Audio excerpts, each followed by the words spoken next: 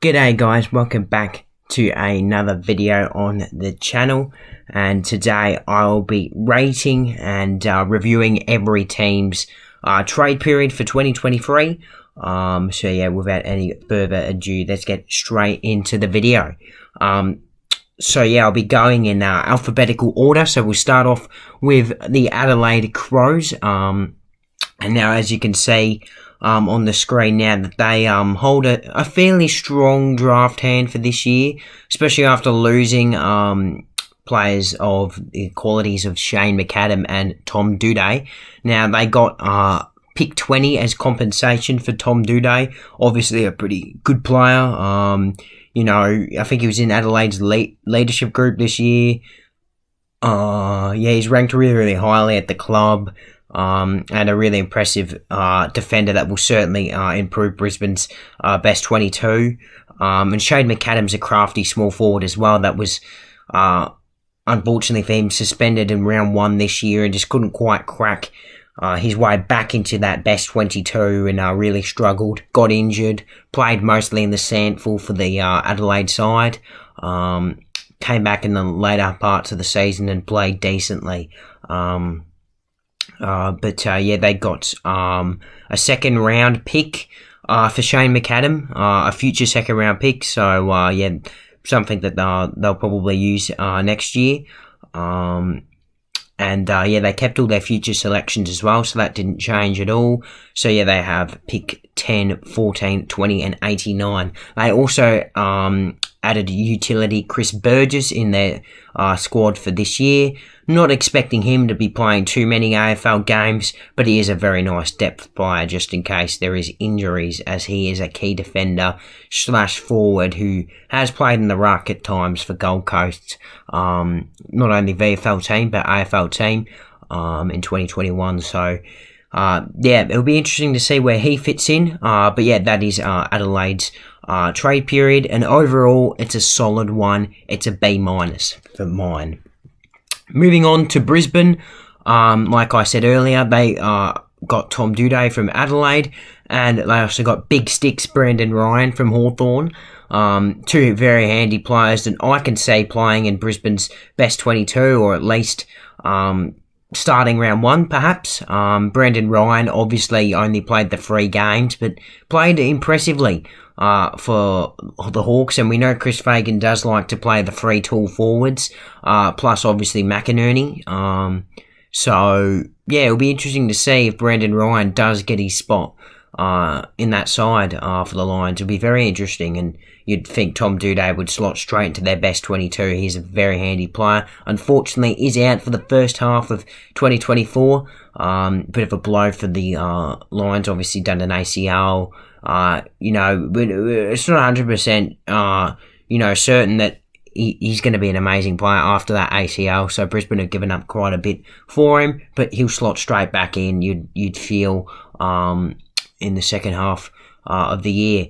They did lose Jack Gunston though, just due to him just wanting to go back to Hawthorn. There was obviously a reason for it. I don't really know why he did want to go back to Hawthorn.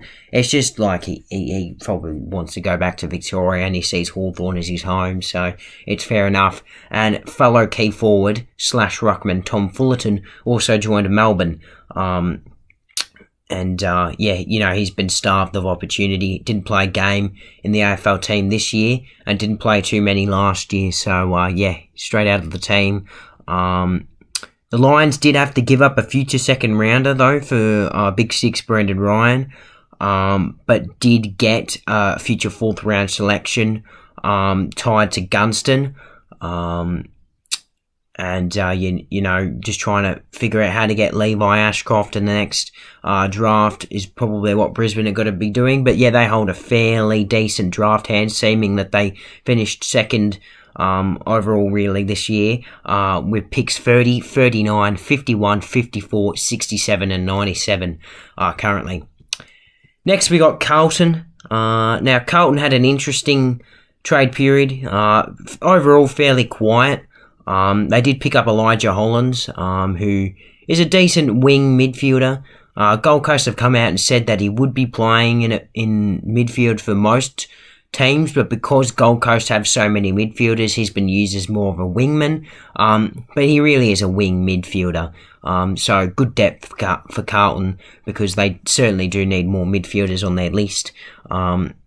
Especially after two in Zach Fisher and Paddy Dow left. Now, Zach Fisher can play anywhere, really, and North Melbourne have come out and said that they want to add him to their defensive stocks. And, Zach Fisher wasn't really getting a game at Carlton, couldn't quite crack into the side, fell out of the team before the finals, and probably why he decided to leave. And the same with Paddy Dow. He was playing some decent footy in the second half of the season before being dropped, I believe, before the finals. So, it's another player that's on the move, joining the Saints this trade period. They hold a fairly strong draft hand as well, seeming how high they finished in pick 22, 28, and then some lower picks in picks 70, 78, and 96. Obviously, Paddy Dow was part of a 4-club deal, which saw Carlton get... I think they also had to give a future 3rd and 4th up, because there was lots of, trades that they had to do with other teams that were involved, like Essendon and Bulldogs. They got back 2 future 4th rounders, trying to Fremantle and the Bulldogs. They had to give up a future 4th round for Elijah Hollands, which was one of them that they got in the return from the Paddy Dow deal, if that all makes sense, if you follow. Essendon's future 3rd round that they gave to Carlton was also used in the Paddy Dow trade. They've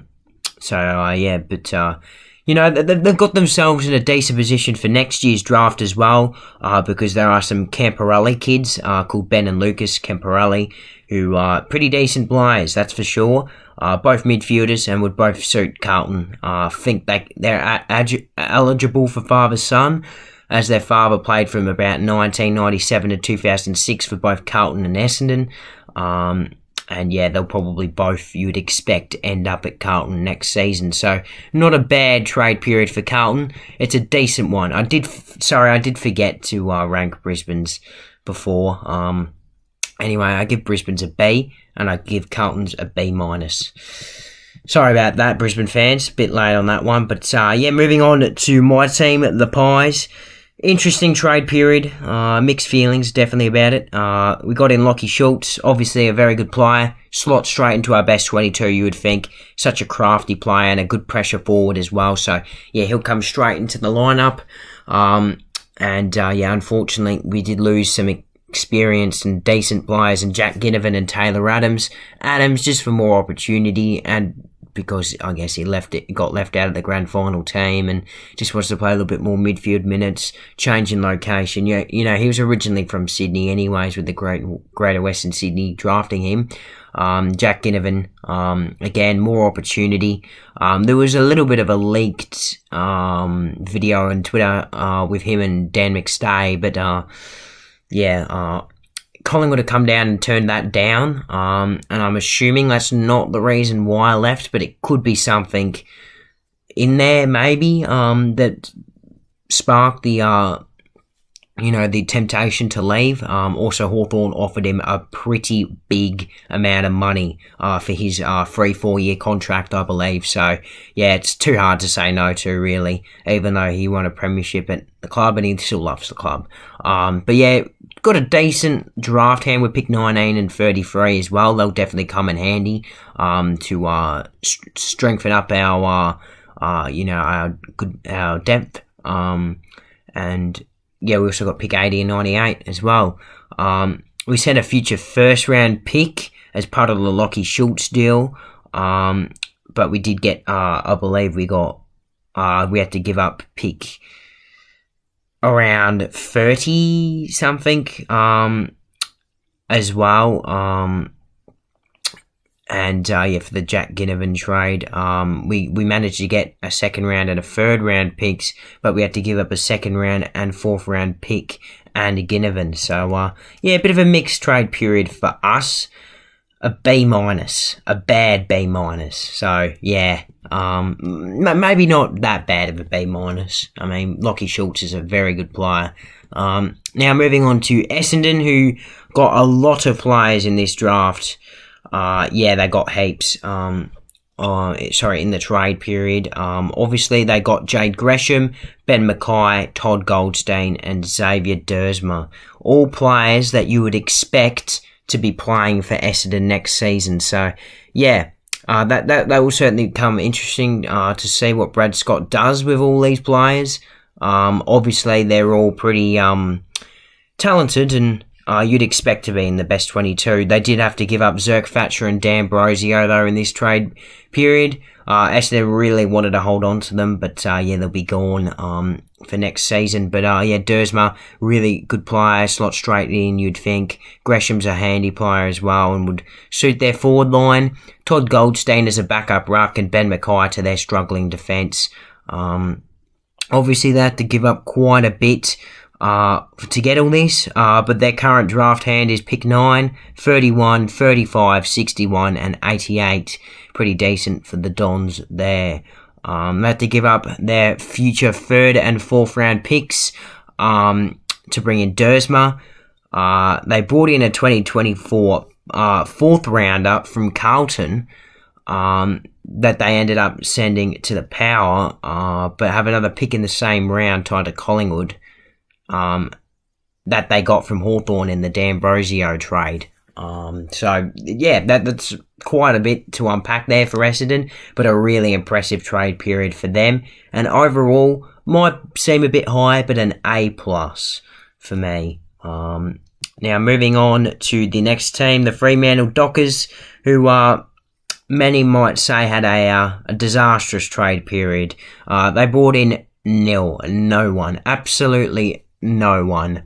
And they lost pretty good players in Liam Henry and Lockie Schultz, and Joel Hamling also left as a free agent. He left for free, but Liam Henry and Lockie Schultz, talented players that Fremantle really wanted to keep, but just couldn't really.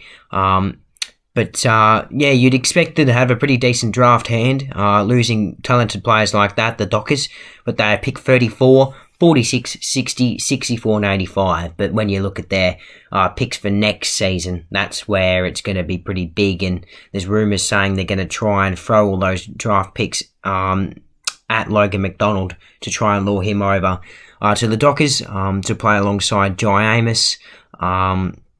We'd see Sydney get quite a lot of draft picks. Like I said, the Dockers have got a pretty powerful hand, holding Collingwood and Port Adelaide future first round picks, as well as their own. They're in a pretty good position, let's say, for next year's draft. They also got St Kilda's 2nd round pick, and swapped future 4th round selections with the Saints in the trade with Liam Henry, then they traded their own 2nd rounder to the Power for future something as well. Interesting little trade period for the Dockers. Pretty poor, really. D for mine. Then moving on to Geelong, who were quite quiet in this trade period. They brought in absolutely no one as well, and the only player that left was Radigalia. They currently hold picks 8, 25, 76, 87 and 94, and they managed to get picks 25, 87 and 94 for the Radigalia trade.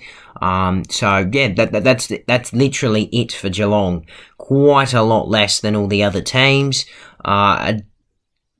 Quite a quiet trade period. I don't seem to remember them having a quiet trade period for this long, like in a very, very long time. A C for Geelong.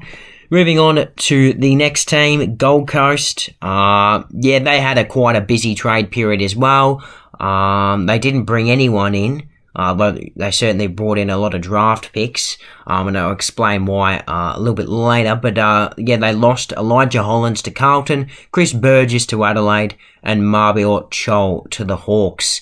Their current draft hand, though, is pretty strong. It holds pick 24, 26, 27, 32, 36, 38, 66, 71, 74, and 84. Pretty crazy scenes.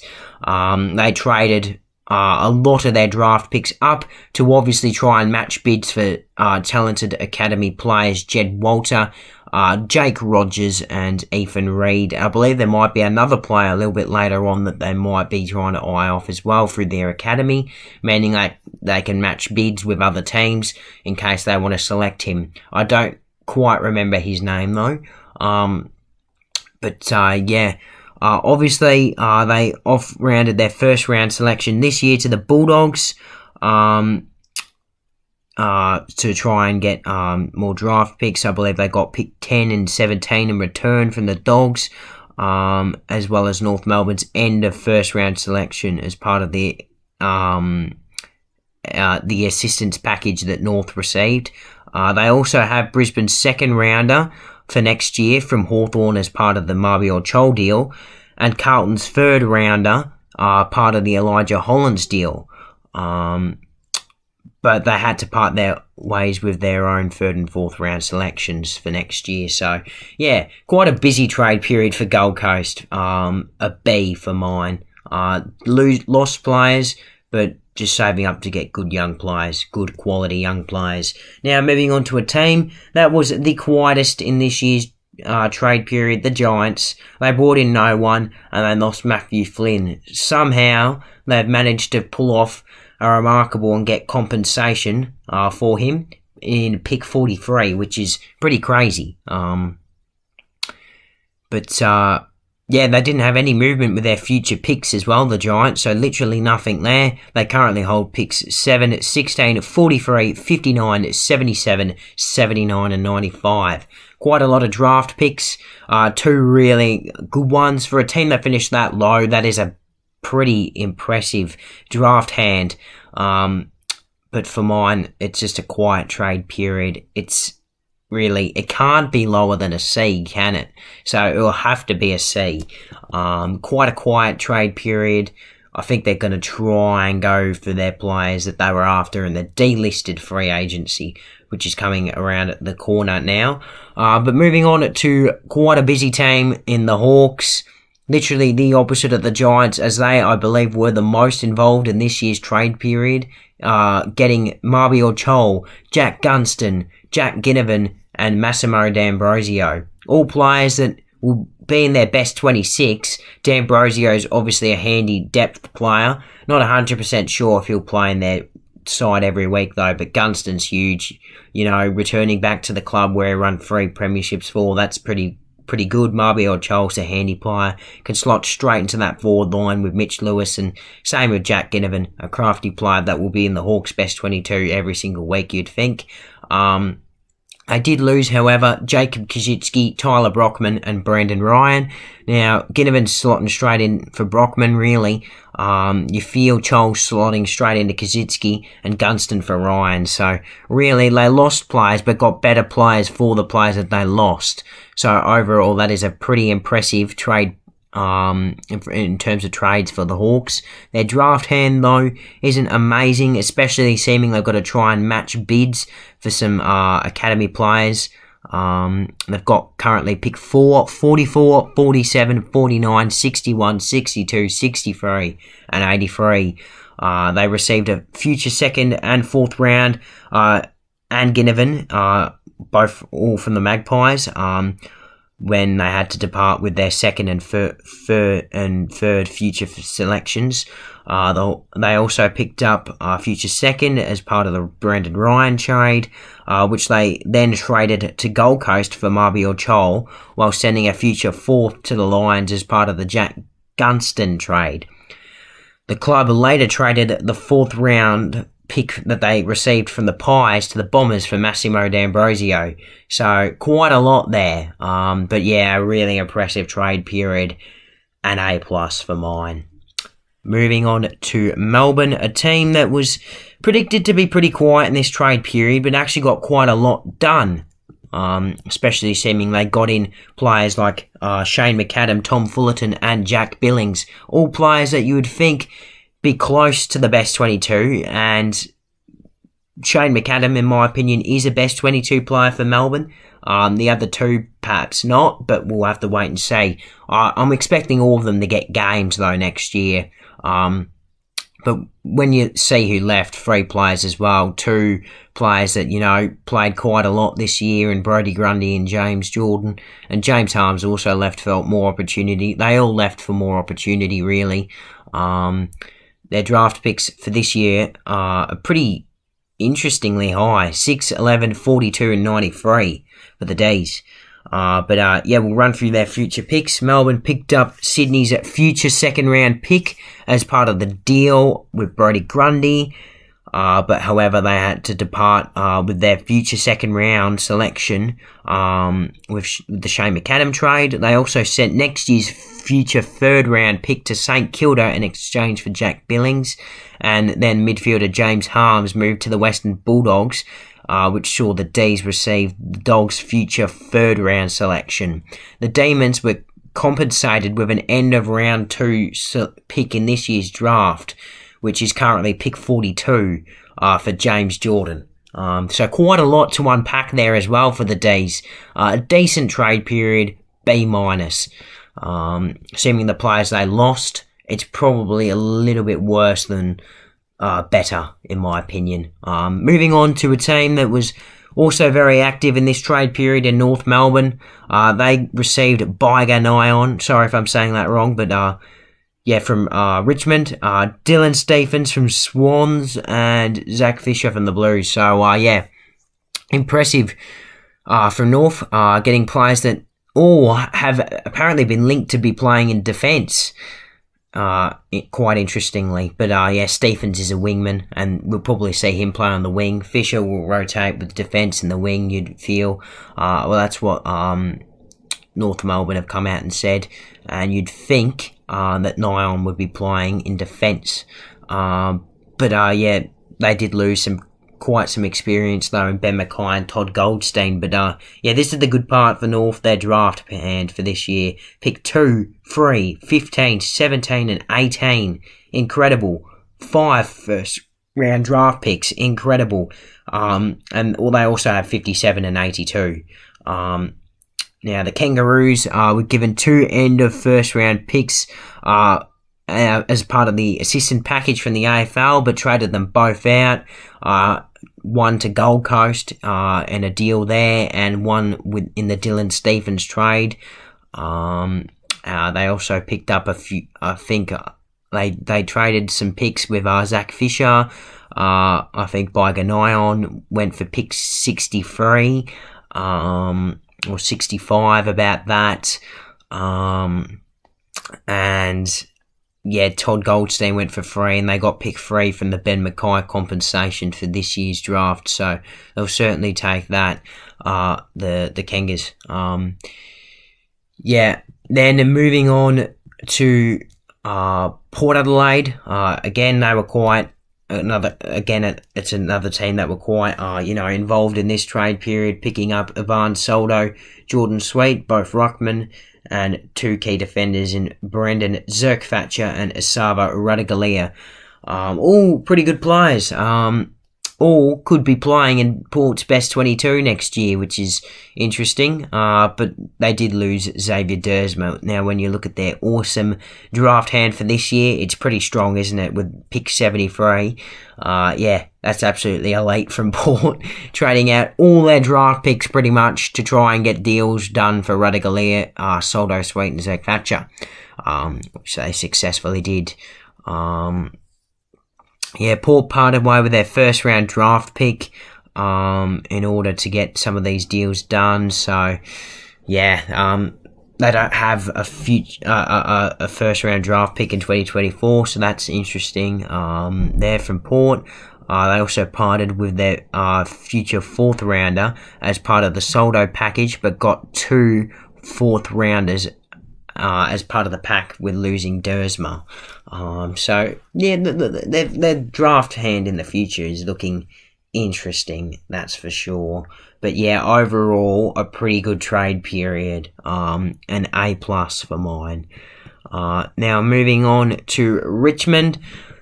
This was a team that wasn't really involved in the trade period that much when you think about it. They obviously got Jacob Kazitsky, who you think might be playing in the best 22, but did lose Ivan Soldo and Baiganai on players that just left for more opportunity, really. Their draft hand currently sits at pick 29, 41, 65, 68, and 86. Not great at all. Yeah, moving on to their future picks, the Tigers managed to hold on to all of their 2024 picks and added a second rounder tied to Fremantle and Porth's fourth round selection for the Soldo trade. So not actually that bad when you think about it. So a B minus for Richmond. Actually wasn't as bad as what I thought it would be. But yeah, moving on to the next team, the Saints, who were decently involved in the trade period, not exactly in a great way. They got in Paddy Dow and Liam Henry, who you feel will be playing in the Saints' best 22, both midfielders. Henry's a wingman, yeah, Jade Chrisham obviously left, so that's a bit of a blow to the Saints' forward line. And then to their depth as well, with Nick Caulfield and Jack Billings leaving. Don't think they played any games this year. Billings may have played 2 or 3. Caulfield didn't play any and hasn't played since 2021. Yeah, their picks currently stands at 13, 21, 40 and 92. So yeah, the Saints acquired 2 future third round picks, one in the 4 club trade, and which got Paddy Dow to them, and the other in the Jack Billings deal, while sending Fremantle 2 picks for next year, one in the second round and the other in the 4th in the Liam Henry trade. So yeah, it's an interesting trade period from the Saints. A B minus for mine. Moving on to the next team, Sydney. Now, Sydney, in my opinion, are the big winners from the trade period. They got the best of the best, really, with Brodie Grundy, huge, Taylor Adams, huge, James Jordan, in my opinion, huge, and Joel Hamling, who could be decent. And they only lost Dylan Stephens, and James Jordan's literally come in and just replaced him. Plus, I rank James Jordan a lot better than Dylan Stephens, so that's huge from Sydney. The fact that they still have a first round pick as well, and pick 12 is ridiculous. They also have picks 45, 55 and 91 this year. Pretty good. The Swans gave up their future first round pick for next year. They picked up another first round pick for next year, getting North Melbourne's end of first round pick, which they received from the AFL as part of the assistant package. The Swans, unfortunately, had to give up their future second round for the Brodie Grundy deal. They'll head into the 2024 off-season with 2 first-round picks, their own and North Melbourne's assistant pick, as well as picks in the 3rd and 4th round. So that's a pretty decent draft for Sydney next year. That is a huge draft period from them. Now, if I can hand out S's, I will. It's definitely A+, because it's the best in this trade period. And then next, moving on to the West Coast Eagles, they had an interesting trade period as well. Basically nothing happened. They got in Matthew Flynn and Tyler Brockman.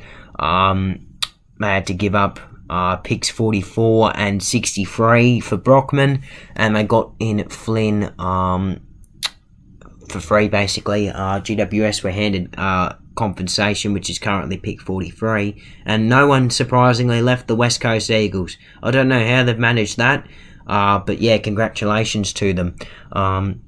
Obviously, they hold pick 1 this year, as well as pick 23, 37, 58, and 81.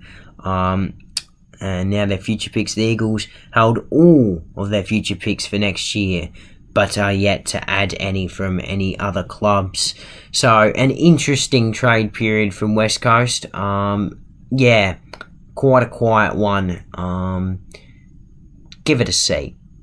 Now, moving on to... Well, you could have given it a B-, actually. They didn't lose anyone. They didn't exactly get anyone amazing, but it's a B- for mine.